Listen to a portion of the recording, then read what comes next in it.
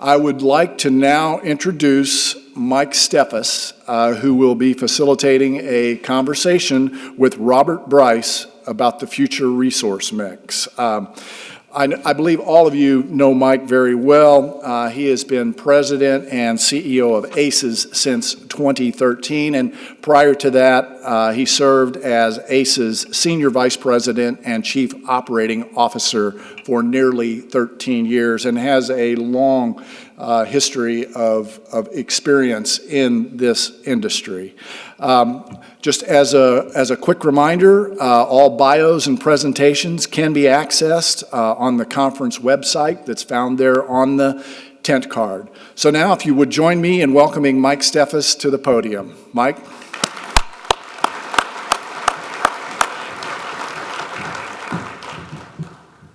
Good morning, everybody. Great to see everybody face to face. I was sharing with a number of you, it's been a long time, right, since we've had breakfast with fellow directors. I know some of you are doing it more, but it's really awesome to be able to do that. I did want to thank Don for being MC and for the introduction. That's awesome. Today I'm going to be discussing a number of topics with Robert Bryce, and many in the audience have heard or seen Robert on the CFC stage or in other events. And I've had the pleasure of interviewing Robert actually twice since the start of the year. And I want to thank Sheldon Peterson, obviously retired, not here, also Andrew Don for that opportunity. Andrew is here at the conference today. I think many of you know that. If you have a chance to congratulate him on his new role, I know he'd appreciate it. So moving on, Robert Bryce, and he's been writing about energy, power, innovation, and politics for some 3 decades, so some 30 years. His articles have appeared in dozens of media outlets, from the Wall Street Journal to the New York Times, the Austin Chronicle, the Tulsa Tribune. He's a contributing writer at Forbes, and many of you have seen his articles, I think, in recent times. Some really insightful about what's going on in our industry. It's awesome to read those. And he also has a podcast called Power Hungry Podcasts. So if you get a chance, those are some pretty interesting discussions he has with folks in our industry. Some real insight, again, if you have a chance, check that out. He's also the author of 6 books. And his most recent one is A Question of Power, Electricity and the Wealth of Nations. And I've had the opportunity to read that. It's really, again, spot on in terms of talking about wealthy, successful nations have strong power grids. And we're going to talk about some of the challenges that we have with that today. Obviously, with what's gone on in California and Texas, is that challenging our grid, and does that affect us? I think we know the answer to that question, but it's interesting. So if you get a chance, read that. I actually read Robert's first book, 2002. He did a book called Pipe Dreams, and it was about Enron. And that's a great, it was his first book. And he's actually also a film producer. He's done a recent documentary, and it's called Juice, How Electricity Explains the World. And that's available actually through the usual streaming platforms. So if you use iTunes, Google Play, or Amazon Prime, you can access it there, and actually you can stream it for free on the Roku channel. So if you get a chance, take a look at that. It's awesome. So this morning, Robert and I are actually going to talk about a number of topics related to the future resource mix, as Don mentioned, of generation. Please, by all means, get your questions in. We're going to have the mics out here and mics in the audience. And if you just wait till someone comes up to you with the mic, or if you can get up to the mic stand so everyone can hear your questions, that'd be great. So at this point, as I mentioned, Robert has a number of slides, and he's going to kind of set up the discussion. So with that, I'm going to welcome Robert Bryce. Robert. Thanks, sir. Good morning to you. Good morning to you. Thank you. I'm not going to read that caption to you. I'm going to jump right in here. If this will, there we go. So just a quick bit on Texas. I live in Austin, and on the morning of February 15th, I was blacked out. 2 a.m., our lights went out, and tens of millions of other Texans were put into darkness. Since then, there's been a lot of talk about, well, who's to blame? What happened? What was the story in Texas? And one of the things that I've written about since then was What was clear was that in the wake of the blackouts, the wind energy and the solar energy lobbies had every journalist in New York at the New York Times and other media outlets on speed dial, because right after that, there were a whole bunch of stories that were published saying, don't blame solar and wind. This isn't the problem with renewables. This is all about the gas industry, et cetera, et cetera, et cetera. Okay, fine. What's the oldest maxim in politics? Follow the money. Where was the money spent on the Texas grid prior to the blackouts? $66 billion. Now, these are screen grabs on the slide that was up there. If you look at that top block, this is a screen grab from a website called Powering Texas, which is funded by the wind lobby, that was explaining how much money has been spent on wind in Texas. And that number is through 2019, $53 billion. The other screenshot is from the solar industry lobby, talking about how much money they spent in Texas prior to the blackouts. So I did some simple math, added in a rough number for the amount of wind energy capacity that was added in 2020, and you come up with $66 billion. It's not my number. I'm using the numbers from the solar and wind guys. $66 billion was spent in Texas prior to the blackouts. And at 2 a.m. on February 15th, when my lights went out and millions of other Texans' lights went out, effectively all that $66 billion was worth nothing. The assets that were valuable were the ones that had either fuel on site, the coal plants and the nuclear plants, and the gas plants. They didn't have fuel on site, but those were the backbone of the Texas grid. And even more remarkable, again, follow the money, and the $24 billion number is a number that was put together by Bill Peacock, who's been following the power sector in Texas for decades. $66 billion spent on wind and solar, and in return, the wind and solar lobbies in Texas alone collected $24 billion in local, state, and federal incentives. Now, I am apparently in the wrong business, because I don't know what other industry you can get or you can have where you get 36% of your capital costs are paid for by other people. That is a good business to be in. But the reality is, this is the reality. Follow the money. That's the story in Texas. So why then was so much money spent on wind and solar? Again, follow the money. What did Charlie Munger say? Berkshire Hathaway guy, right? Warren Buffett's longtime partner. Show me the incentives and I'll show you the outcome. The Congressional Research Service has done an analysis of and I use their numbers, their data published in 2019, compared it with the amount of energy that's produced in the United States, and then did some simple calculations on the dollars per exajoule of energy produced. Now, don't get scared about exajoules. It's an SI number. 1 exajoule is roughly equal to 1 trillion cubic feet of gas. It's roughly equal to 1 quadrillion BTUs. But follow the money. Show me the incentives, I'll show you the outcome. Well, the incentives show that the investment tax credit for solar is over $3 billion per exajoule produced. That's 250 times as great as the amount of tax incentives that are going to the nuclear sector. I'm going to talk about nuclear in just a minute. Show me the incentives and I'll show you the outcome. 250 times more federal tax incentives is going to solar than to nuclear, so nuclear plants are being shut down and solar plants are booming. Wind energy is getting 160 times as much in federal tax incentives as the nuclear sector. So what's happening? Well, they're building a lot of wind. Why? Because there's an enormous amount of tax credits that can be harvested by people who build wind. And if they're doing it offshore, they use the investment tax credit.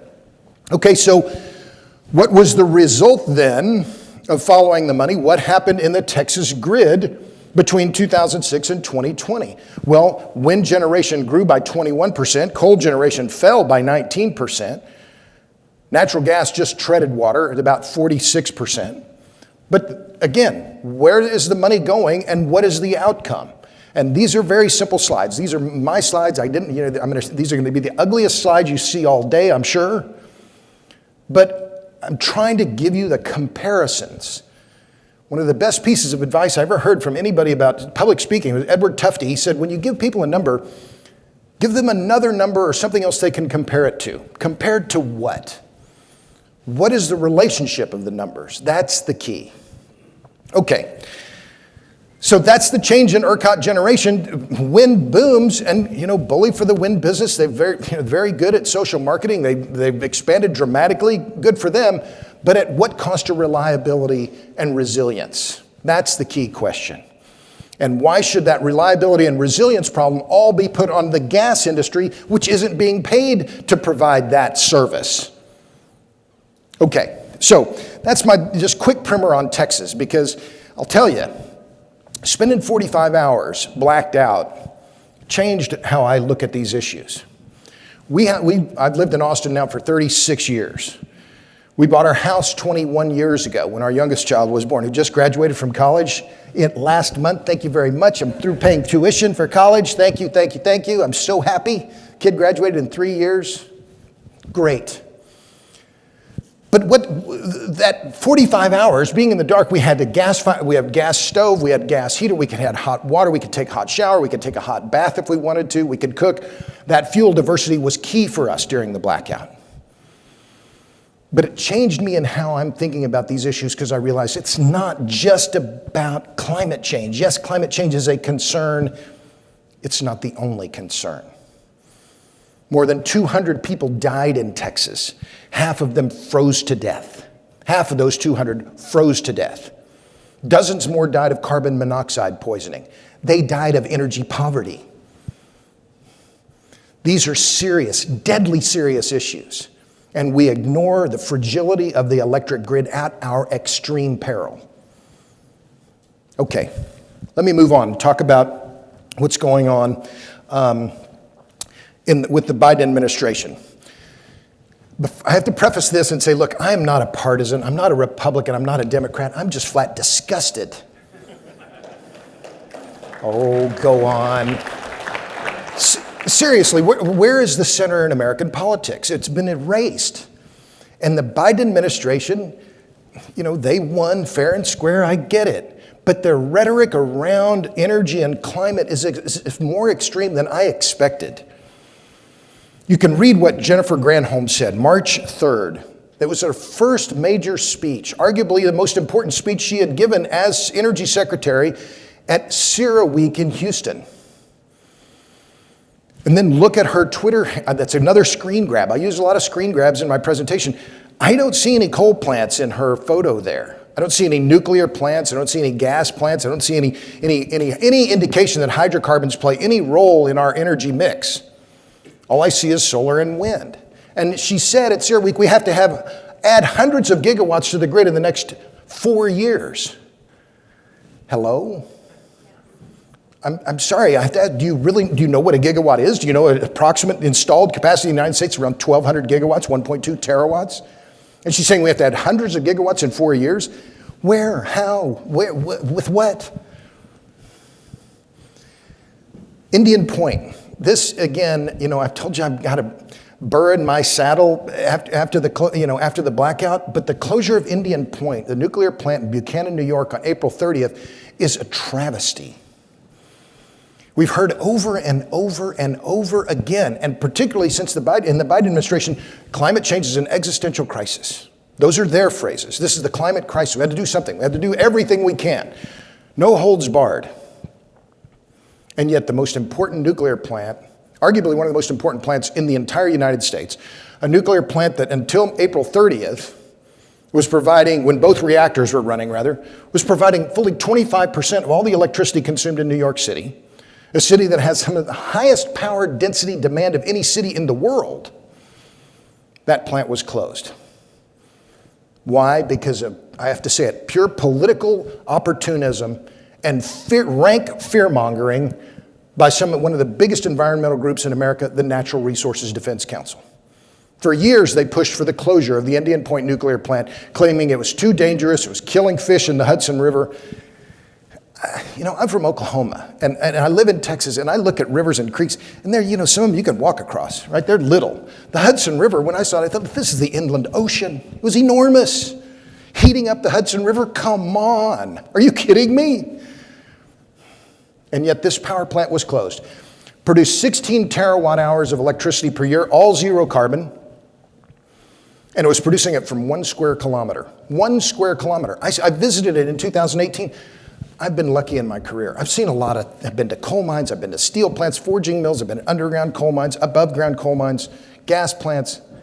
This was just a technological marvel. Emmett Penny wrote a great piece in the American Conservative a few days, and he called them industrial cathedrals. And I felt the same thing. I thought, man, what an incredible technology. I was looking at these spinning, the spindle, at the power plant, where the generation shaft, spinning at 1,800 RPMs, and on that one shaft, about this big around, spinning at 1,800 RPMs, was fueling 1 out of every 8 elevators, 1 out of every 8 subways, 1 out of every 8, every electric device in New York City was running on that one shaft. And now it's closed. Because of pure political opportunism by Governor Cuomo, and the claims that, we're going to replace it all with renewables. You can't build wind energy in New York. It's so deeply unpopular in rural New York. The same with solar. And then what happened with Gina McCarthy, 3 weeks after the closure of Indian Point, she said, well, maybe we should be keeping our nuclear plants open. You think?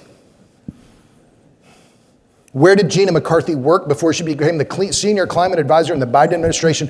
At the Natural Resources Defense Council. I bring this up not because I'm just picking on the Biden administration, I'm just flabbergasted. The rhetoric is one thing and the reality is another. She's the former CEO and president of the Natural Resources Defense Council, which is today pushing for the closure of the Byron and Dresden plants in Illinois, and more than any other group was responsible for the closure of the Indian Point nuclear plant in Buchanan. And she goes to a meeting at Columbia University on May 18th and says, we should probably keep our nuclear plants open. I have to quote the great Lily Tomlin, who said, no matter how cynical I get, I can't keep up.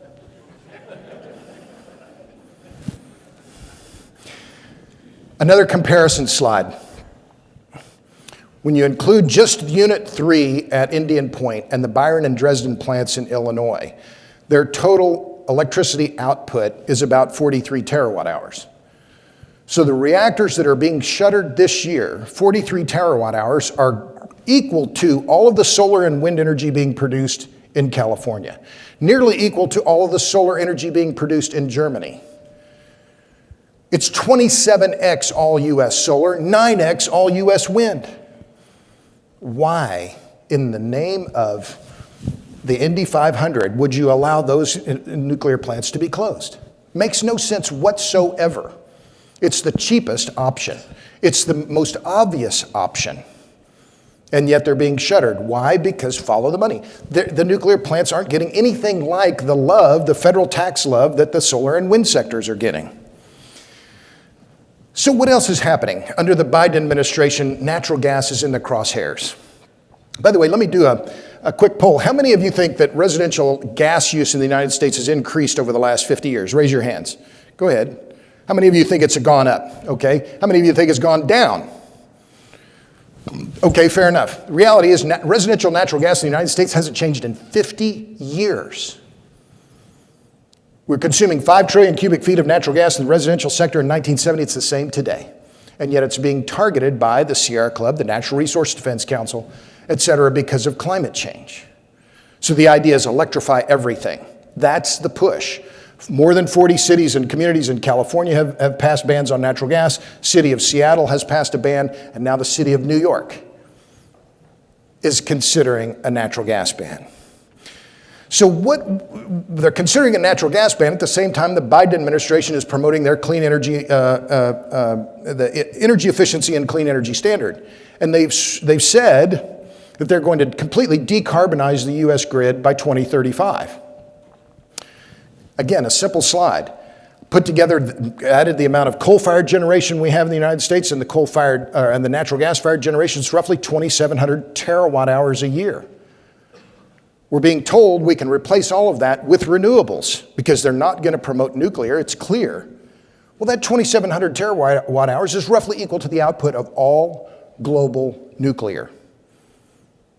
These are enormous numbers, just enormous numbers. So will this happen? I just don't think it will. But again, it's this gap between the rhetoric and the reality and the possibility of what can happen that concerns me the most. We need rationality and energy realism, and instead we're getting a lot of, it's not a pie in the sky, it's entire bakeries in the sky of ideas about what should happen, what could happen. And that concerns me because of they're, in my view, if I'm getting really cynical about it, this is just simply preying on the ignorance of the public. Oh, sure, we can do that, no problem. No, you can't. Where are you going to put all that stuff? And that's one of the key issues now, and it's one of the key friction points in rural America. By show of hands, how many people in you live in your states, how many in your states do you know of high voltage transmission line projects that are controversial, have been fought or been stopped? Raise your hands. A lot of you. This is another screen grab that I just highlighted from the Princeton study called Net Zero America by 2050. They're claiming with a straight face that they're going to more than triple the amount of high voltage transmission capacity in the United States. Look at all the lines that are being drawn across rural America, North Dakota, South Dakota, Nebraska, across New Mexico, Arizona, Nevada, Utah. Hello? Do they know anything about the history of building interstate high voltage transmission in the United States? It's not just difficult, it's almost impossible. The state of Iowa in 2017 passed a restriction, a prohibition rather, on the use of eminent domain for high voltage transmission lines. The Missouri House just approved, didn't pass the Senate. Missouri House again passed another bill that would prohibit the use of eminent domain for high voltage transmission. The Plains and Eastern line was supposed to go across to Arkansas, never went anywhere. Why? Because the entire Arkansas congressional delegation was opposed. And yet this is a study coming from one of the most elite universities in America saying, oh yeah, sure, we can do this. We'll build all this high voltage transmission. Well, pack a lunch. It's not just about the high voltage transmission, it's about the cartoonish amounts of land that would be required to go to any kind of all renewable scenario. These are not my numbers. If you look at the calculations, meeting existing U.S. electricity demand with wind, because of the low power density of wind, 1 watt per square meter, doesn't matter where you put it, you need 900,000 square kilometers of land. That's twice the size of the state of California. Well, isn't that interesting? Because you can't build wind in the state of California today. So again, the disconnect between the reality and the rhetoric is truly, truly striking. How many of you have heard about the arrests of people at the Dakota Access Pipeline? Keystone XL Pipeline. Pretty much everybody heard about those.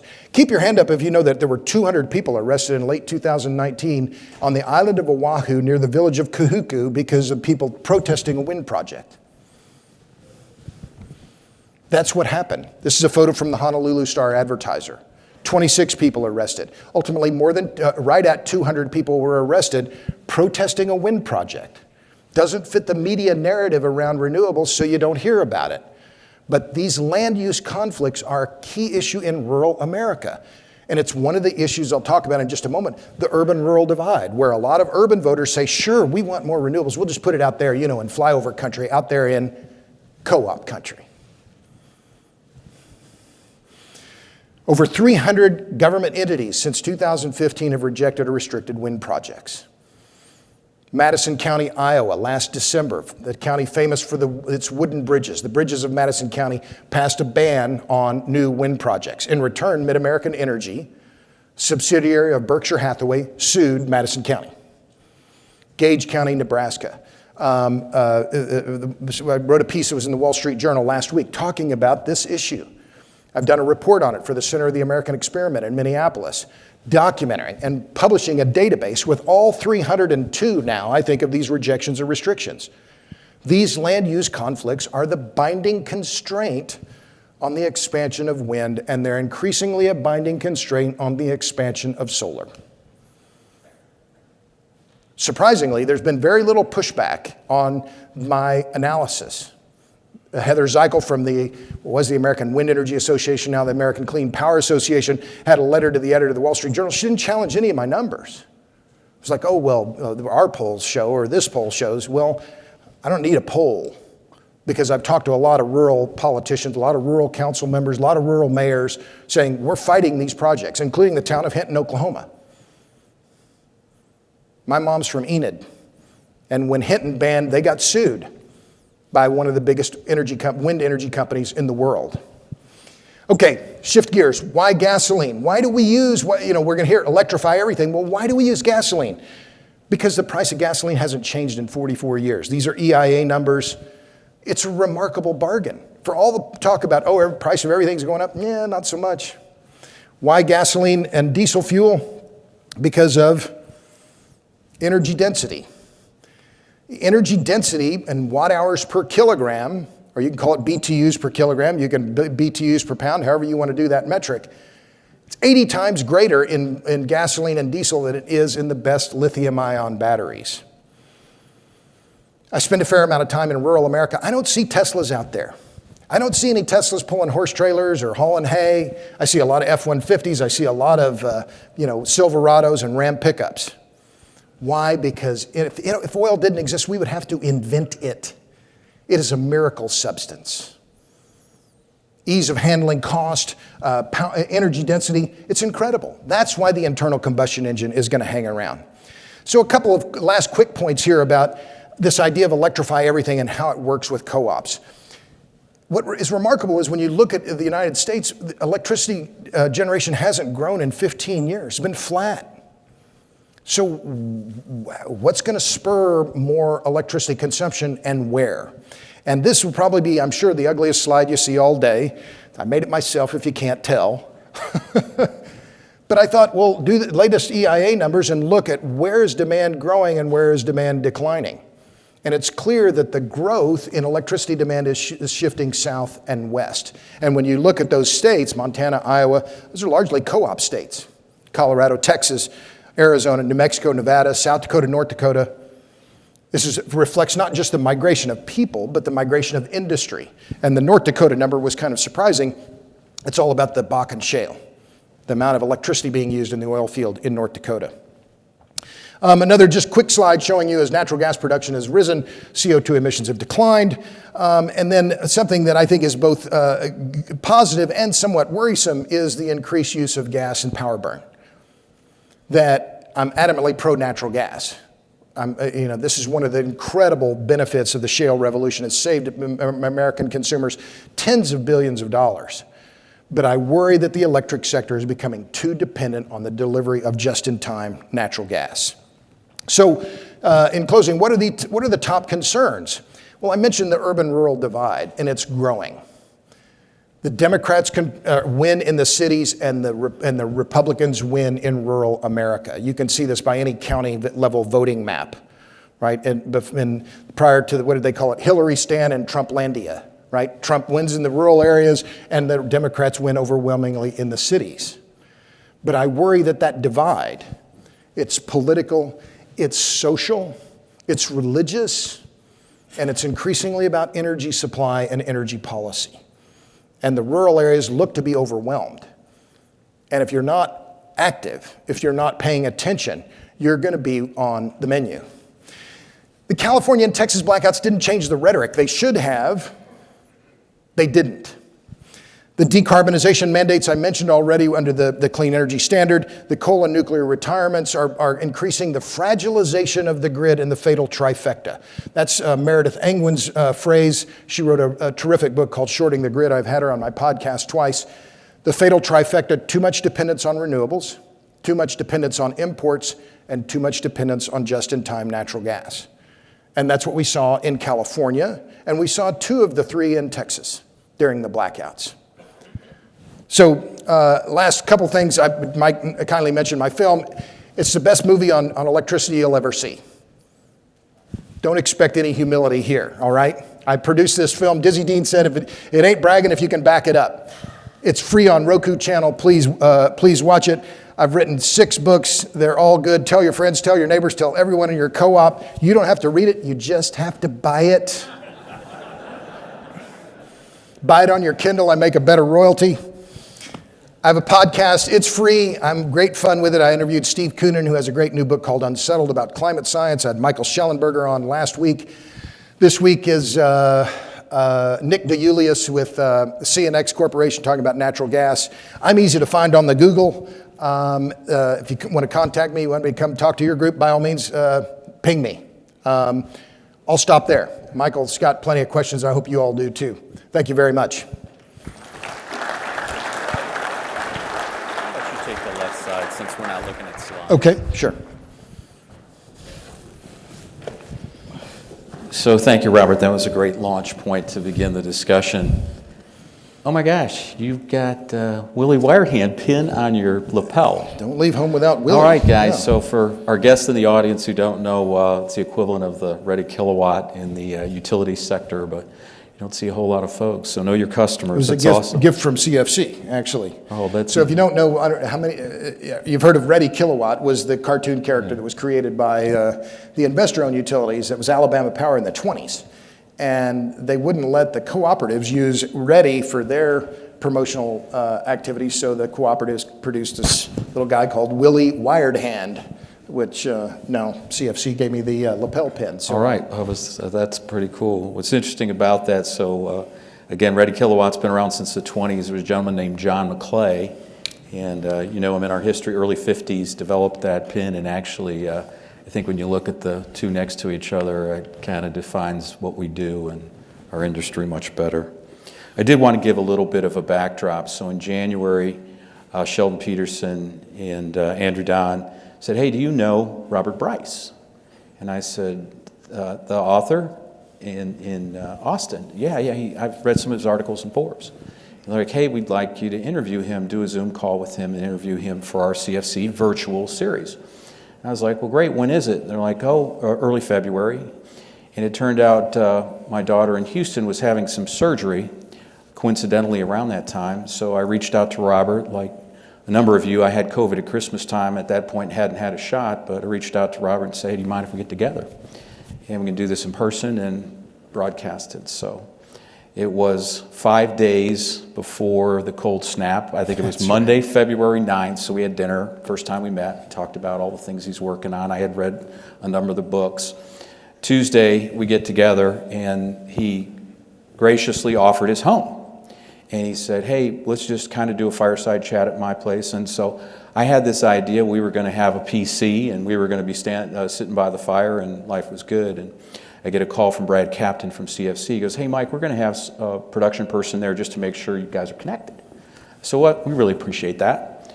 So I show up, and his front door is propped open, and there are cables from a production truck going into his house. Everyone had to vacate. It looked like the snake scene from Raiders of the Lost Ark with all the cables going in, computers, cameras. I was like, oh my gosh. Fortunately, I brought donuts and coffee, so we got to enjoy that. And so we sit down, just like this, the fire's behind us. His dog's in the room, sitting very quietly next to us. And we're getting the cue. I think we're about 30 seconds out, and get the cue for 30 seconds, and he starts to count us down. Well, the dog starts to stir. And we're down to 20 seconds, and Robert grabs the dog and goes off. And I'm like, and we're down like this.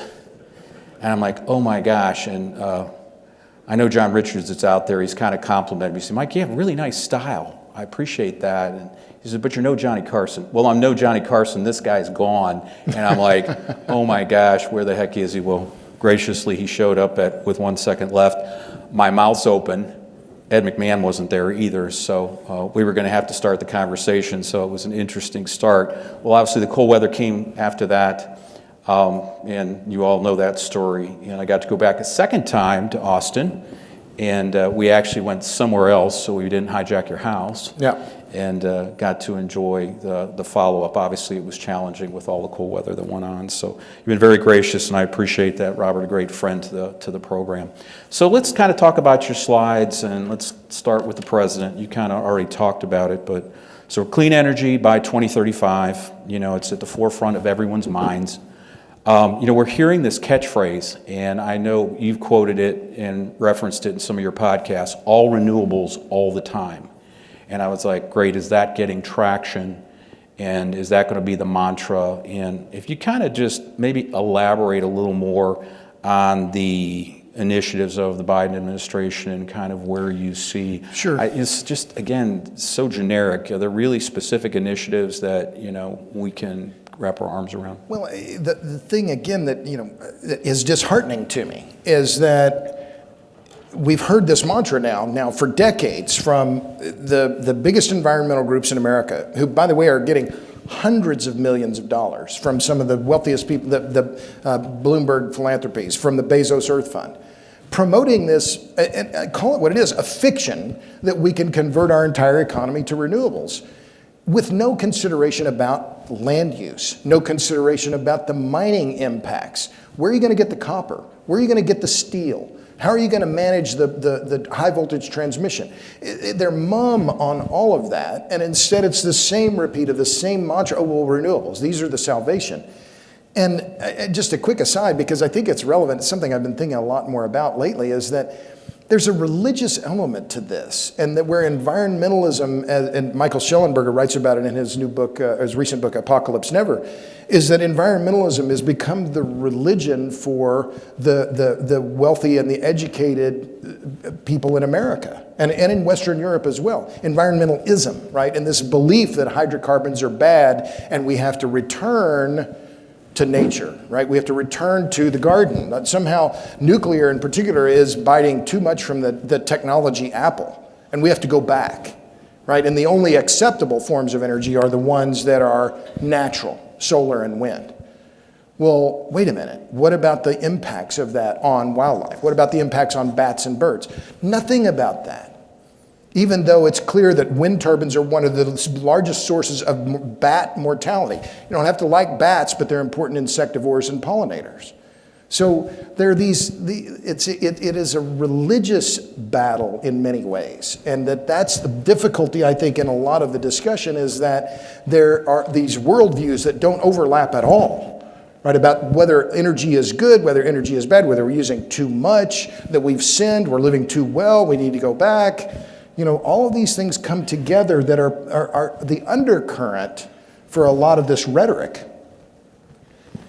And, I think it's important that, I think sometimes we kind of take some things for granted. I was looking at your slide on the solar subsidies, and I thought it was interesting. You don't need to pull it up, but it's, 250 times more in federal tax credits than nuclear. And it's interesting because I know a number of us are like, well, we got these nuclear plants, we're going to have to start subsidizing them now. And we don't even think about that level of solar subsidy. It's just a given, right? It's even in our culture. And I'm kind of struggling with how do we reconcile that? And it's difficult. And Don Gully and I were talking about, the Prairie State Coal Plant and the legislation now in Illinois. Well, let's face it, nobody wants to have a bake sale for Exelon. This is a $35 billion company, and yet they're telling the Illinois legislature, you need to come across with some cash or we're going to close these nuclear plants. And so from a pure political standpoint, in particular, given that Exelon's involved in this bribery scandal in Illinois and the First Energy bribery issues in Ohio, I mean, the industry has not helped itself. But at the same time, in my view, even if you don't care about climate change, even if CO2 is not your issue, the issues of fuel diversity, baseload generation, small footprints, those are the other parts of the nuclear equation that we need to be paying attention to and are being ignored. So, yeah, I mean, nuclear just has a very, very difficult political battle that it's facing, and very little political support on Capitol Hill. When you think about the farm sector, well, it has its own congressional delegations, right? From Iowa, from Oklahoma, Texas, they have a strong position among congressional delegations. Same with oil and gas, right? Texas, Oklahoma, New Mexico, Louisiana, their delegations are inclined to support oil and gas. The nuclear sector doesn't have anything like that. There's no state that you can say, oh, well, that's a nuclear state. Well, Illinois has a lot of generation, but there's not a lot of political will or political affinity for no state can be identified as that, oh, well, there's a strong nuclear sector there, we're going to push for that on Capitol Hill. And I think those are good points. So we have some momentum here. We talked about Indian Point. I'd like to kind of skip back to that in a minute, but do you think that momentum's there and we're going to continue to see plants closed, the nuclear plants closed? Do you think is Dresden a watershed? Don was just giving me the update on what's happening in Illinois. It appears from, now I'm hearing it from him, so you're getting a little telephone here, but that there has been some deal struck with the Governor Pritzker and Exelon for some support to keep Byron and Dresden open. Gotcha. But, as far as I know, that deal's not done. And so you have the pending closure of Diablo Canyon in California, where, again, the Natural Resources Defense Council is leading the charge to shut that plant down. They're leading the charge to shut down Byron and Dresden. Well, why isn't Gina McCarthy, and I hesitate to keep bringing that up, but why isn't the senior climate advisor saying, no, we need to keep these plants open, and these specific plants? I mean, it truly is, it makes me very cynical about the whole issue of the climate discussion, because increasingly it's clear to me it's not about climate, it's about money and where the money's going. Well, we're seeing these big retirements and potential big retirements in nuclear, and we talked, actually last night at dinner, and talked about modular and kind of adding these lesser megawatts. I mean, when we're taking, and your numbers were pretty staggering about just the retirements of the existing plants, but how do we replace that volume? How do we replace it? I mean, even with modular nuclear, which I'm not really sure where we are with that from a timing standpoint, 2040, are we adding 50 megawatts and we've lost station power that we really need? Yeah, I mean, if you look at installed capacity in the U.S., over 1 terawatt, 1.2 terawatts, and you're going to add at Idaho National Labs, the new scale plant is going to be 30 or 60 megawatts. Well, it's decimal dust in the big picture. And, you're going to have, Indian Point was 2,000 megawatts. So you're going to need 20 small modular reactors just to replace the generation that was at Indian Point. How long is it going to take to build those 20 modular reactors? It's going to take a long time. And you've got to have the water. 40, isn't it? Yeah. So 40 reactors, 40 modular reactors just to replace Indian Point. And what about the supply chain? What about the manufacturing base? How is that going to be developed? So I'm adamantly pro-nuclear, and this idea that we're closing the plants that are working great and could last for decades more, and saying, oh, we're supporting modular reactors, so that's okay. No, it's not enough. It's not nearly enough, and that's the worrisome part, is that we're shuttering all this highly reliable, zero carbon electricity, and we're fragilizing the grid. We're moving toward the fatal trifecta overall, and that's very dangerous. And it was clear that one of the things that happened in Texas, that which were the plants that were the most reliable, it was the plants that had fuel on site, the coal plants and the nuclear plants. They performed better than any other form of generation. And our segment of the industry is obviously a huge champion about fuel on site, so I think you've got folks that share that view. Again, I want to play devil's advocate with the nuclear. Fukushima's in the rear view, but we haven't had a real safety issue since TMI, going back a number of years. And my fear is, what if we see something like that? Are you concerned about the safety of those old nukes? We're extending licenses, and help me with that, because there's this concern. It's like another Fukushima shows up and we're toast with the rest of this nuclear. Well, a couple of thoughts. One is that the public has an irrational fear of radiation. And why is that? Well, you can't see it, can't smell it, can't touch it, can't feel it. And we've had for decades now this idea of the linear no threshold dosage thing, that any amount of radiation is dangerous. Well, that's just not true. We willingly, you go to the doctor and the doctor says, well, I want to take an x-ray. Oh yeah, sure, go ahead, doc. Well, the x-ray that you're getting or the CAT scan that you're getting is far greater in terms of the amount of radiation that you're receiving than you would ever be exposed to even going directly to touring around Fukushima. And so there's this disproportionate fear of radiation from a nuclear plant or a nuclear waste facility or something that is totally out of proportion to the radiation that we live with on a regular basis walking outside, or naturally occurring radiation in our homes. There's a great film out, it's not as good as Juice, How Electricity Explains the World, but Pandora's Promise is an excellent film about nuclear, and they did some great, Robert Stone directed the film, fantastically simple idea. He took a Geiger counter, a dosimeter, with him, and he visited Chernobyl, and he visited Fukushima, and in each of those frames, he then zoomed in on the dosimeter to find out what the reading in millisieverts, how much radiation it was receiving. Then he went to, I think it was Rio de Janeiro, beach in Brazil, and found that the sand in Brazil had far higher radiation than what he got at Chernobyl and at Fukushima. But it was a very good way of demonstrating our misunderstanding of radiation and the amount of dosing that we're subjected to in the natural environment. So staying on that topic, we obviously dealt with Yucca Mountain in 2000. It was defunded in 2010. What about fuel storage, do you think? Is that ever going to... What a crooked deal. I mean, it just as, you know, the story is, and it's been reported before, when Obama ran for president, he went to Harry Reid and said, hey, Harry, will you support me? And Harry said, sure, if you shut down Yucca Mountain. And so it was a quid pro quo. And that's what happened. And so taxpayers, ratepayers rather, in areas that have nuclear energy, they're being hit multiple times for this waste disposal issue under the Nuclear Waste Policy Act of 1988. The federal government was supposed to take all that waste. They haven't. And it's been a very effective way for the anti-nuclear crowd, and they're very sophisticated. Oh, well, we can't deal with the waste, therefore, King's X, we can't build any more nuclear plants. And so you have 12 or 13 states that have laws on the books that say no new nuclear plants can be built in those states until we have a federal repository. Well, then they tie up the federal repository, so it puts, you know, again, nuclear in an impossible situation. So but it goes back to this irrational fear of the radiation. And we went to Indian Point, and I show it in the film and have a photo in Question of Power. All of the used fuel, all the spent fuel rods from Indian Point from over 50 years of generation are in dry cask storage that would fit all of it easily inside this ballroom. All of it.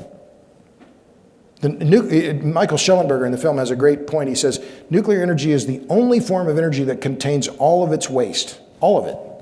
Stays right there, you know, right where it is. Well, okay, why is that a problem? Good points. Last nuclear question, we'll move on. Fuel reprocessing.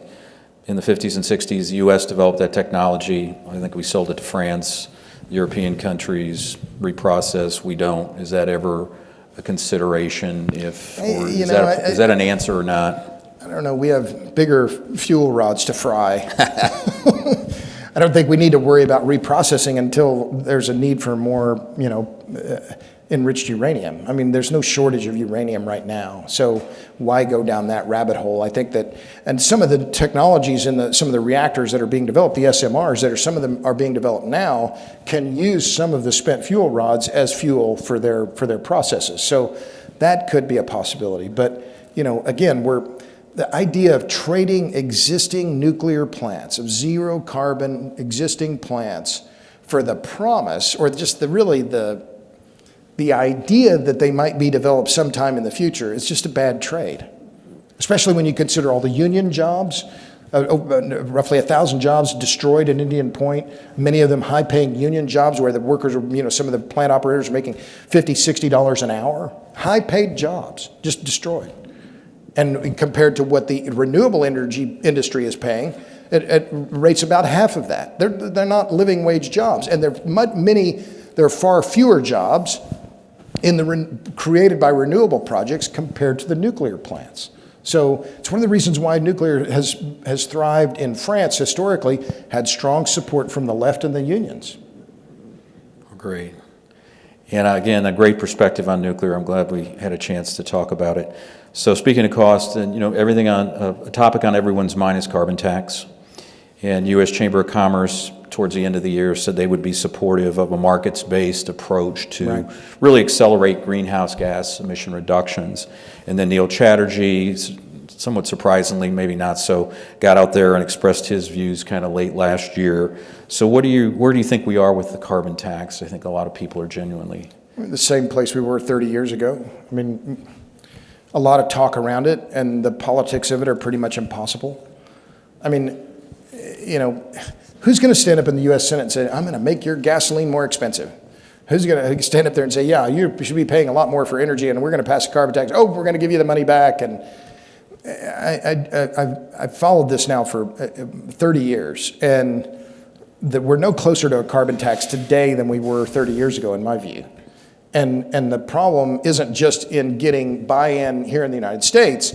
It's that if we impose a carbon tax, the idea is that, other countries are going to follow us, and we're going to have an international border tax adjustment.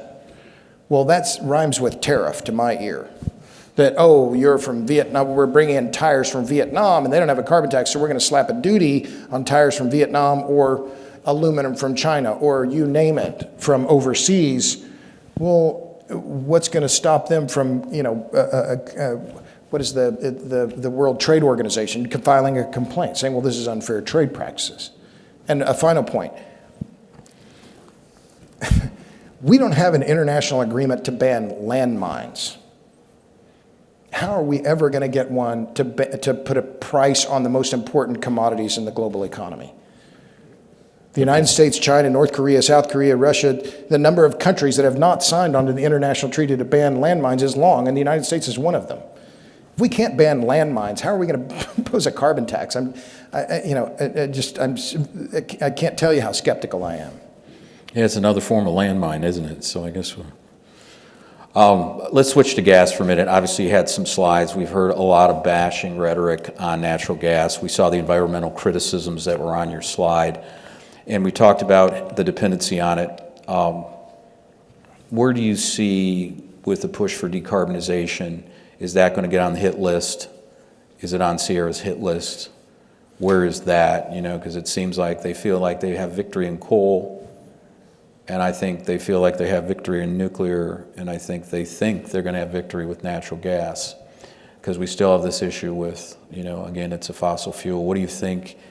Where do you see the future going with gas and those challenges? Well, I think the residential, anti-gas on the residential side is going to continue, because you've seen already now 43 communities, I think, in California. You can look at the Sierra Club's website and find that data yourself. 43 communities in California, Seattle now, the city of New York considering a ban. These groups that are pushing this agenda are seeing traction, so now they're going to push it even harder. But you've also seen the backlash. So Texas, in the recently completed legislative session, passed a ban on natural gas bans. You cannot ban natural gas in Texas. I think 11 or 12 other states have done the same. So that's, in my view, that's in terms of your political strategy, it's fairly low-hanging fruit for the climate activists, right? Oh, we're gonna, and give them credit. I mean, their campaign has been incredibly effective. Power to them, just from a pure political standpoint. I think it's completely wrong-headed. I think it's dangerous. I think it's myopic. I think it's bad for resiliency, bad for reliability. But give them credit. But it's going to be much more difficult for them to do the same in the power sector, because the power burn for natural gas continues going up. And the renewable sector needs natural gas. It's the most cost-effective way of offsetting the incurable intermittency of wind and solar. So it's going to be far more difficult for the climate activists to push gas out of the electric grid. It doesn't mean they're not going to try. And they go, oh, well, batteries and more batteries. Okay, well, the batteries, the temperature in Austin from Sunday the 14th or Saturday the 13th, we had 6 days of below freezing weather in Austin, Texas. Would I rely on a battery for 6 full days in sub-freezing weather? Yeah, no thank you. I'll prefer that combustion stove every time. And continuing with that, you talked about the fatal trifecta in your discussion with Meredith Angwin.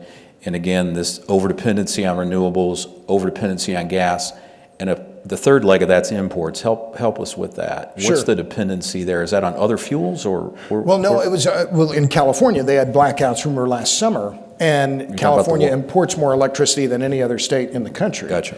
And so they, the heat was 100 degrees in Los Angeles, and they were, they're calling, hey, Arizona, send us some power. And the folks in there, no, we're going to use all we have. Hey, what about Nevada? No, there was no electricity to be had. Texas, of course, as you know, is not interconnected with the eastern or western grids. They have some minor interconnections, and there was a lot of discussion in the wake of the blackouts that, oh, if only Texas, those crazy Texans. I'm from Oklahoma. I'm not here to brag on Texas. Well, why didn't they connect? Well, there was no power to be had in MISO or SPP. They were running full out as well. So this idea that if only Texas was interconnected and could have imported, the blackouts could have been avoided. In fact, there's a different way to look at it, to think that, well, if Texas had been interconnected, they could have brought down other grids, right, because the demand was so high. So, but the import issue is, I think, key in understanding you can't just rely on getting your juice from somewhere else, because that somewhere else may not be available. And that having local control, locally produced electricity is absolutely critical. And the shorter the transmission line, the better. That means less subject to high winds, falling trees, et cetera. That those are going to be key. And it's one reason why, just one additional thought, why nuclear, if modular reactors could step in and go into the footprints of the existing coal plants or some of the existing gas plants, you don't need new transmission. Whereas to build out a lot of new renewables, you need incredible amounts of high voltage interstate transmission to carry the load, carry the electrons from where the people ain't to where the people is. Sorry to use the technical language for it. So we haven't spent, actually, the last two interviews we've talked about Texas, but let's just talk about it for a second. And you've been a real student of all that's gone on. Could that have been avoided? Could ERCOT have been better prepared from your perspective? Oh, sure. I mean, and there are multiple failures in Texas. I mean, I showed the slide about the spending on wind and solar. The story isn't just about wind and solar. It's not just about the subsidies. It's about ERCOT shutting off some of the gas processing plants, blacking out some of the plants that were providing gas to the power generation stations. So what we've seen across the country, but particularly in gas-heavy states like Texas and Oklahoma, is this merging of the gas and electric grids. They've merged for all practical purposes, but they haven't coordinated. And that was there was a good analysis done by Jolly Hayden, who's with a company called GDS Associates in Austin. He said, well, a lot of this damage could have been avoided if only there were better communication between the gas producers and the gas users, and to assure that the gas producers had notified the state that they were on critical circuits, right? The gas processing plants were on critical circuits. Do not shut these guys off. But many of them were. So and part of this is a power struggle within the state of Texas and the bureaucracy between Texas Railroad Commission, which oversees oil and gas, Public Utility Commission, which oversees the electric utilities, and then the Texas Environmental, it's the Texas EPA, Texas Commission on Environmental Quality. They all have to be singing from the same hymnal, and they weren't. And whether they will or not remains to be seen. So legislation's been passed that requires weatherization of a lot of the facilities, but the bills that were passed, including the securitization bill, this could well happen again next winter. I mean, I'm hoping it doesn't, but Mark Russo is going to talk about weather risk later, but just because it was a 100-year event, I don't think it was even a 100-year event, doesn't mean this won't happen again next year. And if we don't have better coordination among all these entities, and they're already talking about warning about potential electricity shortages this summer. And it's interesting because I think we look at these footprints and say, well, it happened there once, it can happen there again. And, it's interesting. A number of my members have asked me, hey, can it happen here? Can it happen in PJM? Can it happen in MISO? And can it happen in SPP and other parts of the country? And I think the answer to the question is on any given day, right? And that's the thing. If you have that dependency on gas in the pipeline, if you don't have storage on site or some kind of backup, you're going to fall victim, and it could be anywhere. It's exactly. Look at the Colonial Pipeline. I mean, wow. I mean, and the Colonial guys said, yeah, we paid the ransom in Bitcoin, $5 million. Yeah, we paid them. Well, if a bunch of Russian, guys can bring down the most important liquids pipeline for the East Coast, and they're probably sitting in their bathrobes and their slippers somewhere in Moscow, and they're smoking a cigar. Oh yeah, send us $5 million. Well, how easy is that? So what would prevent a similar kind of hack from affecting a major gas transmission pipeline in the wintertime or in the summertime? Could be as deadly either way. More deadly in the winter, of course. More people die of cold than they do of heat. But yeah, our infrastructure is vulnerable, all of it. And that's one of the things that really concerns me about the electric grid is this assumption of resilience and the assumption of reliability. Well, wait a minute. This is the mother network. It's the network upon which all of our other modern networks depend. GPS, airplane tickets, the printer that I just printed my boarding pass on. Nearly everything we touch, read, eat, or wear has been electrified, and yet in the wake of these blackouts, there's no larger discussion among the major policymakers about how do we assure the resilience and reliability of the electric grid. Instead, it's, oh, well, decarbonization. Well, okay, I get that part of it, but what about the people who are on dialysis? What about nursing homes? And Texas came that close to a complete system meltdown at 2 a.m. on February 15th. If that had happened, you wouldn't have had 200 people die. It could have been 20,000, 200,000. You could have had a mass casualty event at catastrophic proportions. And the Wall Street Journal had a piece just the other day about the lack of black start capability in ERCOT. I thought I was worried enough, and instead, here's yet another report that not only did they come that close from having to go to black start, yet they'd had to go to black start. They didn't have enough capability to restart the grid for 24 million people. Holy smokes! I mean, the disaster that was averted so narrowly and yet it's almost like, oh well, that's 3 months ago. It's nice now.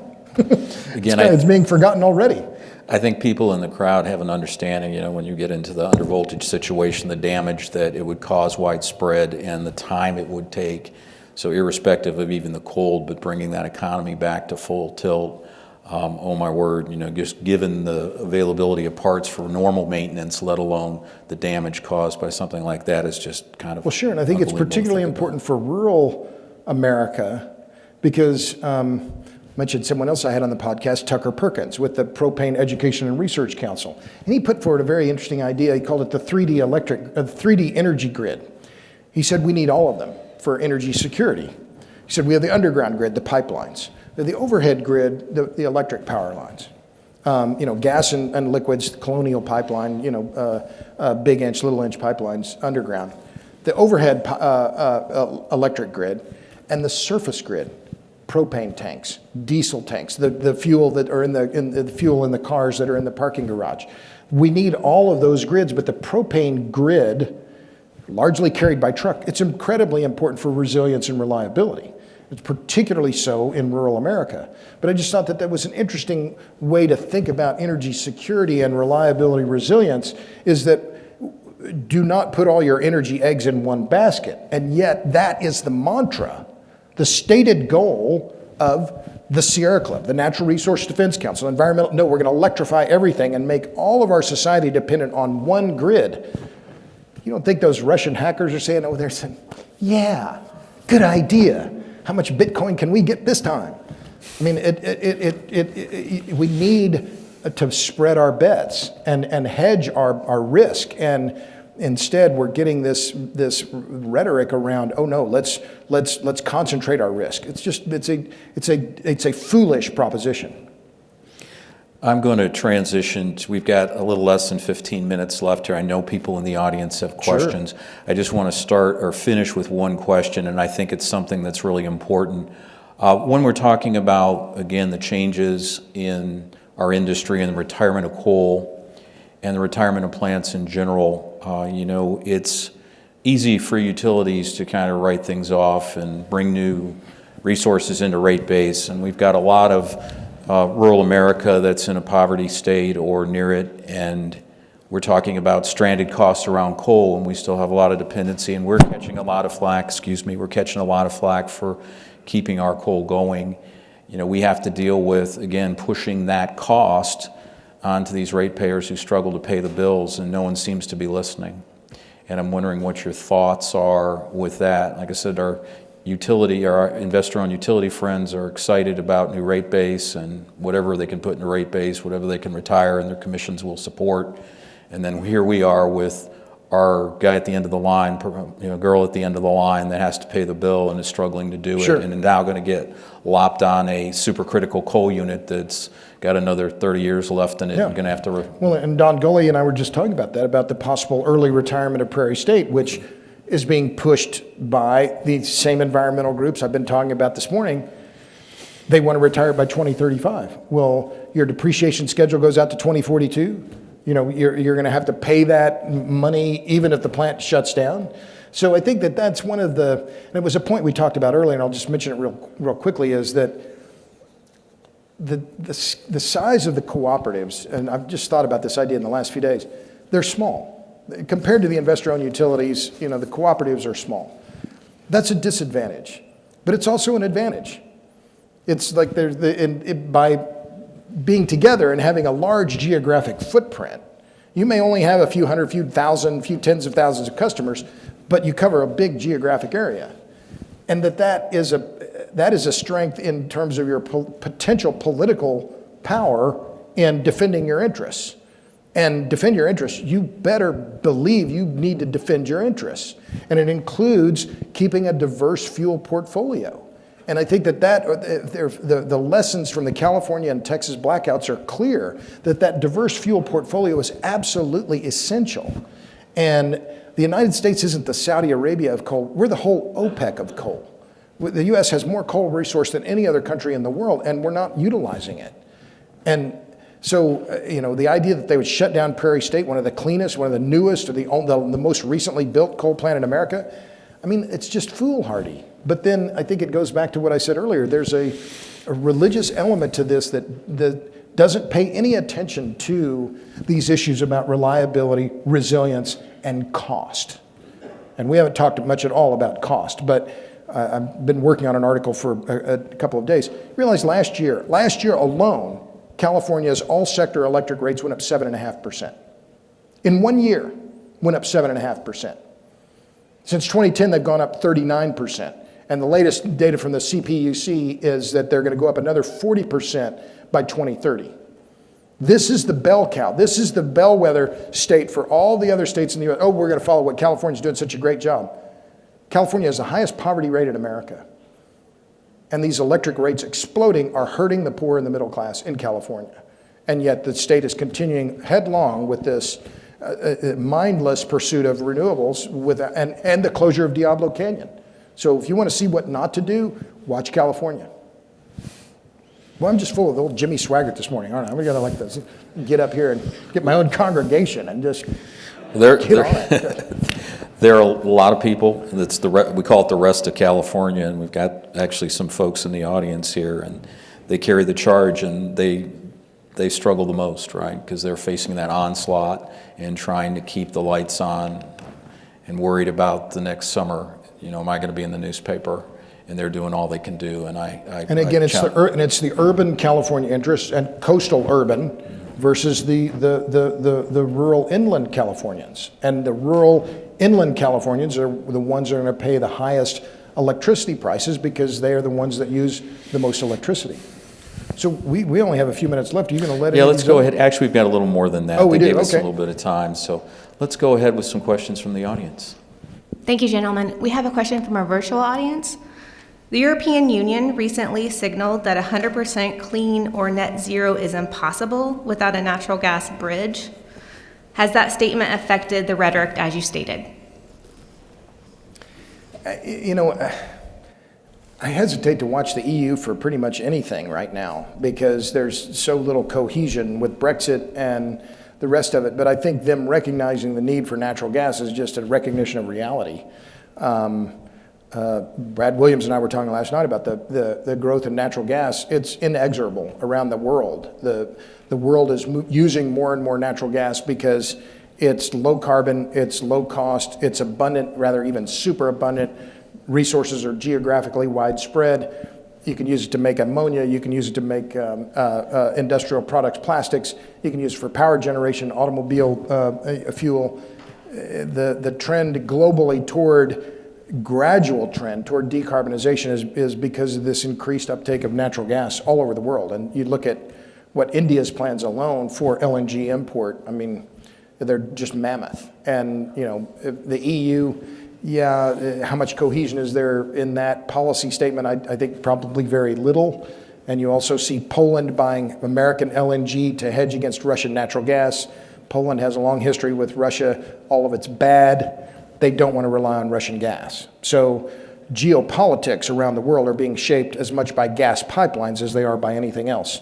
Look at the Power of Siberia pipeline, a 5,000-mile long pipeline carrying gas from Russia to China. former ardent foes are now gas traders.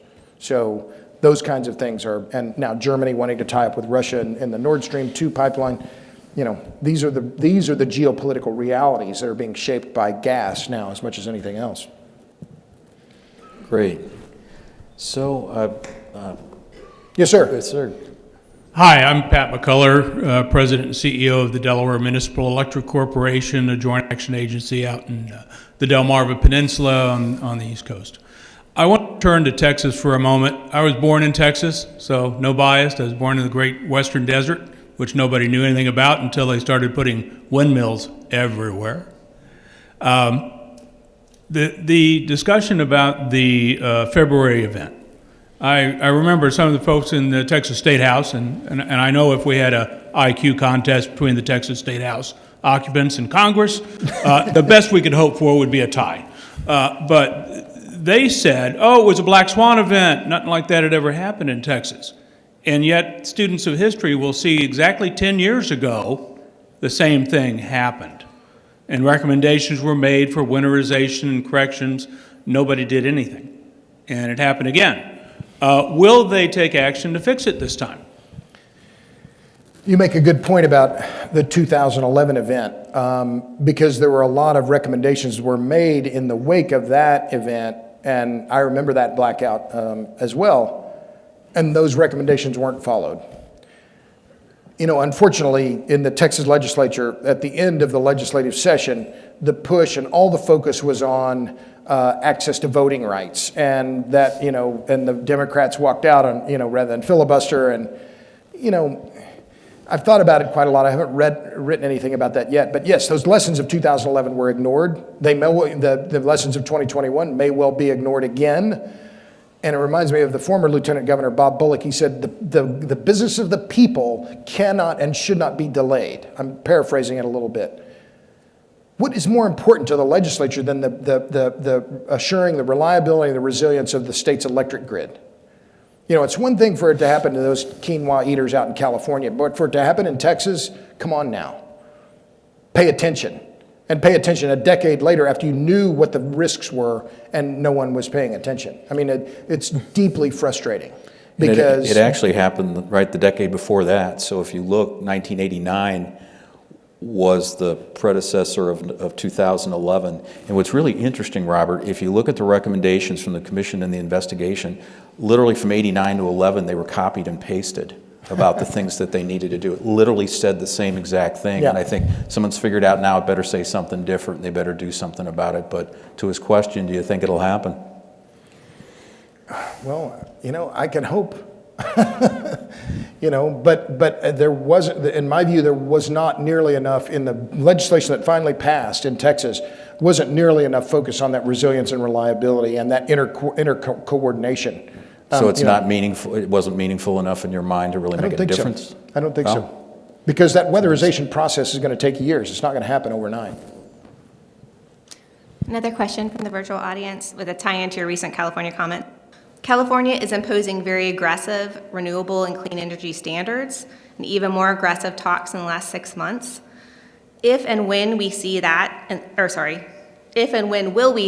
the rest of the country? Can I hope that it's never?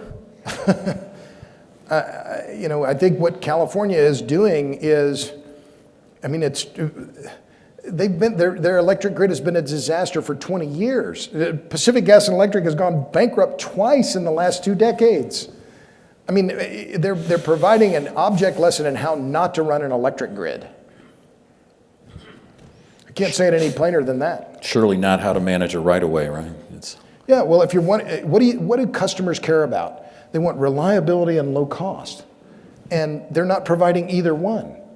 What we're seeing in California is a decreasing reliability and skyrocketing prices. They're all moving to Austin. You fix your grid so they don't move to my town.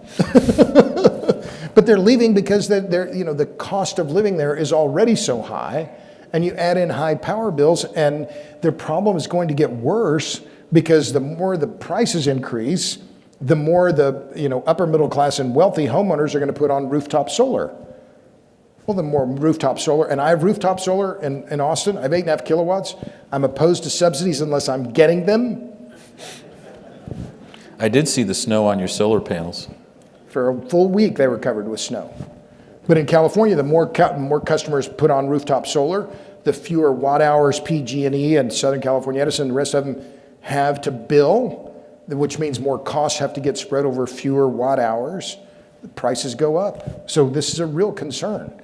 It's as Ashley Brown at Harvard Electricity Project, but it's Robin Hood in reverse. Great. Do we have any more questions from the audience? Yes, sir. What's your thoughts on the federal drilling bans? Thoughts on the federal drilling ban? And maybe talk about fracking ban potentially too, because we heard about that during the election. So why don't you talk about drilling and fracking ban? Sure. You know, last night I met with a friend of mine who was former professor here at Butler University, Peter Grossman, who's written the definitive history of American energy policy. He wrote a book called U.S. Energy Policy and the Pursuit of Failure. And he and I were talking about it last night, and you think about the last 50 years of energy policy in America. So after 1973, the first oil embargo, then there was this cry, oh, we don't have enough oil, right? We need to drill more oil. When we're running out, we don't have enough energy. We're running out of natural gas. Then that led to the Power Plant Industrial Fuel Use Act of 1978 that prohibited effectively the use of natural gas in power generation. So that led to a bunch of coal plants being built in the 70s and 80s. So in the 70s, we didn't have enough energy, we're running out. In the 2000s, we have enough energy, but it's the wrong kind because we're importing it from the Saudis and the rest of them, so we need corn ethanol. 2020, we're using too much energy and it's the wrong kind.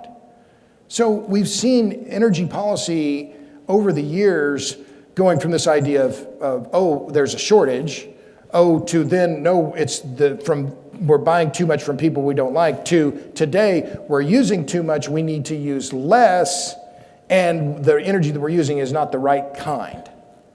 So I hesitate to ascribe too much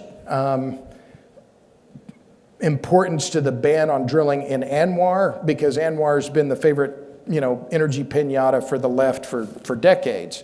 But the ban on offshore leasing in federal waters, that's a real problem. The U.S. offshore is one of the most prolific offshore regions in the world, and it's attracting investors from all over the world. And this idea that the Biden administration appears to have that we don't need hydrocarbons or a robust domestic drilling sector, again, is just dangerous policy. Why, after the shale revolution was a gift to the United States, saved the American economy and American consumers tens of billions of dollars a year. And now suddenly we're going to hand it all back to OPEC and the Saudis? 20 years ago, we were saying we didn't like them. And now again, it's part of a very worrisome bit of rhetoric that's coming from this administration that is uninformed by any history or any basic math and physics. And to me, it's very worrisome. All right, we got a couple minutes here. Do we have any more questions from the audience? Yeah, right over here. Yeah, Mike? sure, go ahead. Yeah, you highlighted earlier the massive rate increases in California. I can tell you personally, in West Texas, I've seen our retail rates from the IOU go up 50% in the last 20 years. Okay. Wow. Which is really unusual, and they're going up even more. The local utility just filed another rate case for another almost like 12 to 15% rate increase. Where in West Texas, sir? Amarillo. Okay. Yeah. Power. It's an IOU microphone. The question is that I have is, when will this rate impact suddenly surface as a major political issue throughout the country? And will it have an impact then on this move to renewables? Will the legislators in other states suddenly realize what's happening as this cost of renewables becomes evident in our actual cost for electricity for the normal, average, everyday American? Sure. Well, I hope it's soon that, that there is a political reckoning here. But I think one of the problems with that is that, or the problem, is that most ratepayers, the overwhelming majority of ratepayers, I would argue, don't understand their electric bill. They don't know the difference between a watt and a watt hour. They only know that their bill is going up, and they don't, it's like the frog in the hot water on the stove, right? It's, just kind of gradually gets hotter, and so it's not an immediate concern, whereas the price of gasoline goes up. Well, somebody sits there for 2 or 3 minutes filling up their vehicle, and they know that price, and they can tell you, I paid $2.69 the other day. I remember that. How much am I paying for my electricity? Well, I can tell you that too, because I study it pretty closely. But most consumers can't. They don't know what they're paying. They haven't done that mathematics, that little bit of math. But it's one of the things that's a very a real focus of mine, because the regressive nature of these policies is really needs to be brought out, because it's the poor and the middle class who are going to bear the brunt of this. And I've been developing some databases showing that these states that have the highest renewable mandates and the highest penetration of renewables have also seen the biggest increases in prices. And that's not getting nearly the kind of attention it should. Good question, Mike. So we have time for one more question. Brad Williams, we'll leave it with you. Thank you for the taste of reality here. And economics and cost, you touch on that. But the Biden administration, there is salvation. It's in the form of hydrogen. We're going to have the hydrogen economy. So I just wanted to end your comments with something dramatic about your comments on hydrogen being the salvation for the United States. I figured that'd stir you up. Yeah, well, my view on hydrogen is the same on my view on electric vehicles. That's the next big thing, and it always will be.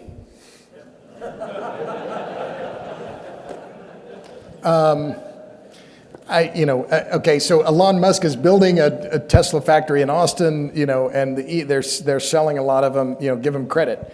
But again, like I said, I don't see them being driven in poor neighborhoods. I see them being driven in wealthy neighborhoods only.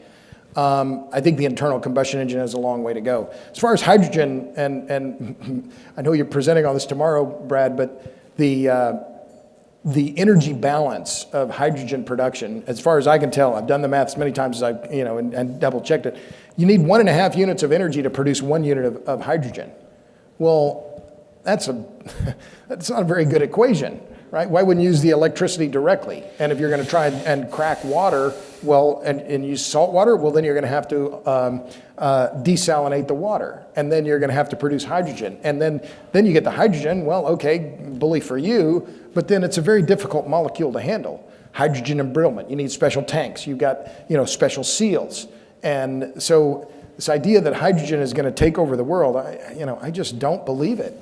Liquid hydrocarbons, as I said before, they're a miraculous substance. I mean, in terms of cost, scale, ease of handling at atmospheric pressure and temperature, I mean, it's a marvelous substance. And the idea that we're going to suddenly displace 20 million barrels a day of liquid hydrocarbons in the United States and do it with another refined product, a secondary form of energy, hydrogen, call me Harry Truman, show me. Reverse alchemy. All right, we're a few minutes over here. I know there's still a couple of questions. Robert's going to be here during the break. He actually has another speaking engagement tomorrow. So if you have a question, would you please reach out to him during the break? And please join me in thanking Robert for his great insights and presentation.